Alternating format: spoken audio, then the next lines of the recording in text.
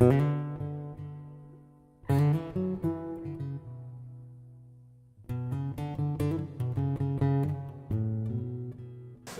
ce nouveau consulat. Donc ce que je propose de faire, c'est que je vais peut-être rapidement dire qui est qui de votre côté, puis laisser chacun en 1 minute, alors faisons assez rapidement dire un peu de ce qu'il en est, et puis après on peut avoir une discussion ouverte sur des sujets qui touchent à la représentation de la Suisse, bien évidemment, la politique étrangère de la Suisse que vous connaissez très bien et dont on parlera encore plus ce soir, ou voir même aussi la façon dont la Suisse, dans chacun de vos cercles, est représentée. Donc avec grande question. D'un point de vue professionnel, ça se passe magnifiquement bien. Et pour mon mari qui est devenu urban designer dans une grosse compagnie de urban design and planning et architecture en fait. Et donc professionnellement, ça se passe plutôt bien. Personnellement, ça nous manque. L'Europe nous manque. Donc on se pose des questions cycliquement. Et disons maintenant qu'on a des petits-enfants, en plus les grands-parents donc c'est vrai qu'il y a une identité européenne, une identité suisse. On est en fait belgo-suisse qui nous attire là-bas et c'est un tiraillement. La tension est assez intéressante et je vis le même tiraillement. Je viens de finir un an en tant que Sloan Fellow au MIT. C'est un mid-career program qui permet après 10-15 ans de carrière de faire un break, de faire un master, tout en faisant des projets de recherche un peu et en profitant du MIT. Et après cette année, j'envisageais de retourner. J'ai décidé de repousser ce retour, non pas au profit de Boston, mais probablement d'Amérique latine. J'ai 2-3 projets dans les pays en développement. Et ça aussi, c'est quelque chose que le MIT pousse beaucoup, c'est d'essayer d'appliquer ces technologies à des cas concrets. Et parmi les cas concrets, entre autres, il y a beaucoup de soutien pour les pays en développement. Alors bon, c'est vrai qu'on a été, on a eu des périodes, enfin, ça rappelle l'expérience de beaucoup de gens ici, d'ambivalence. Mon épouse et moi avons une petite fille maintenant, il y a des choses qui nous encourageraient à rentrer, d'autre part. C'est toujours, on se dit, est-ce que c'est le bon moment maintenant? Est-ce qu'il faut attendre à quelle phase de la carrière on devrait envisager ça? C'est vrai qu'une dimension qui est aussi plus complexe dans le domaine médical, c'est que c'est un système très protectionniste, il faut le dire au point de vue de la pratique de la médecine clinique, et donc rester à long terme, s'il ne peut pas perdre complètement ma pratique clinique. Et c'est cette dimension de ma profession, c'est que je dois refaire des examens, je dois refaire partie de ma formation. Quand il est rentré en Suisse et qu'il a voulu se renseigner sur les possibilités de carrière, on lui a répondu à l'hôpital cantonal de Genève qu'on tenait compte de sa fonction avant son départ et qu'on lui proposait. Alors, franchement, ce type de problème existe. Vous en avez entendu parler? Oui, c'est pas un j'ai été confronté. J'ai été confronté à ça. Oui, c'est pas facile d'avoir. C'est pas facile de revenir, même en revenant de Boston, qui a une réputation. Als Europäerin am MIT, also ich fühle mich auch bin ich Mitglied der Organisationsteams der European Career Fair. Die European Career Fair ist eine Jobmesse, die seit 12 Jahren am MIT jährlich stattfindet. Dieses Jahr, also im 2009 wird die 13. sein und das Ziel dieser Jobmesse ist, Studenten zu ermöglichen, in Europa zurückzukehren, also falls sie Europäer sind, inklusive Schweizer.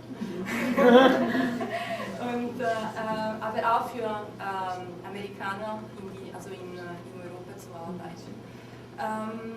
Ja, wir haben schon mit Pascal das mal diskutiert. Letztes Jahr war das erste Mal, dass ich mit ihm war, weil ein bisschen enttäuscht, dass keine Universität aus der Schweiz hier gekommen ist zum Rekrutieren. Wir hatten 50 oder 60 Universitäten aus Deutschland, Frankreich, Holland, weiß nicht was, Spanien. Und ich fand es ganz schade, dass die Schweiz nicht dabei ist. Also nur das als Idee dort. Aber dieses Jahr schauen wir, dass es anders geht. Wir haben einen Konsul. En fait, sur ce qu'on appelle buffer zones, les zones démilitarisées. Mon site était la Chypre, en fait la ligne verte de la Chypre. Et je suis intéressée à construire des relations entre les sociétés à travers l'espace, la frontière, de vraiment étudier cet espace qui est devenu, comme en Corée aussi, un espace où il y a des espèces en voie de disparition,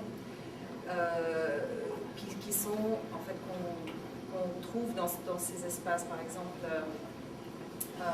il y a des scientifiques qui travaillent des deux côtés de la frontière sur la biodiversité, ainsi que sur les questions environnementales. J'essaie de travailler et de construire un projet sur ces bottoms-up, sur ces connexions des deux côtés, parce que souvent, au niveau politique, il n'y a pas vraiment d'interaction, mais sur le terrain, à travers l'environnement, la biodiversité, etc., il y a des connexions. On a passé la ligne de documentation à pied.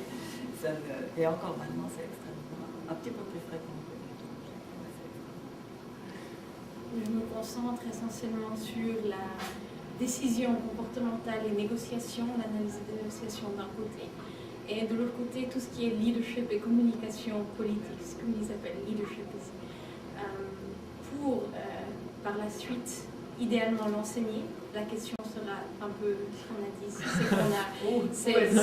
c'est que mais idéalement dans une grande école, et qu'en Suisse, c'est pour le moment pas du tout quelque chose qui est reconnu. Sauf peut-être une exception près. Donc ce sera pour le moment, on est en train de chercher des voies pour voir comment c'est Saint-Gall pour le moment, mais c'est fait d'une certaine façon. Il y a certaines choses, il y a des ateliers de négociation qui sont offerts dans certaines universités, mais ça reste relativement marginal. Tout ce qui est leadership de communication tel que c'est enseigné ici, c'est-à-dire pas sur un plan théorique, ou plutôt un plan qui mêle théorie et vraiment l'acquisition de skills, de compétences pratiques, c'est encore très inexistant ici. L'image extérieure est celle toujours bucolique, avec des traits, avec des... c'est vraiment que le côté visible, hein. Mais la Suisse est en même temps, et je crois que c'est là pour dire, un pays qui est à la pointe dans certains domaines de recherche, d'innovation. C'est un mélange et la qualité de vie finalement qu'on a développée en Suisse, elle est liée à une image bucolique de la Suisse, mais c'est pas ça qui l'a. C'est finalement une réussite d'être un pays moderne tout en ayant gardé les avantages d'une coexistence. On est un des pays les plus denses du monde. Hein. La densité de population est parmi les plus importantes. Et quand on survole la Suisse, on a vraiment l'impression d'être dans un pays de fermes, de vaches, de prés. Vraiment. Et je crois que ça, c'est quelque chose qu'on a fort bien réussi. Ça. Mais c'est pas un signe de on ne bouge pas. Je crois qu'on s'est adapté aux évolutions tout en sachant garder des critères de durabilité dans le développement. Ça, je veux dire, j'admire beaucoup, même si parfois ça m'énerve. C'est lié à la démocratie participative qu'on a. Les gens n'acceptent pas qu'on diminue leur qualité de vie, ils prennent parti. C'était le débat que vous lanciez tout à l'heure en disant on discute de trucs vraiment entre les balles campagne, les balles ville, etc.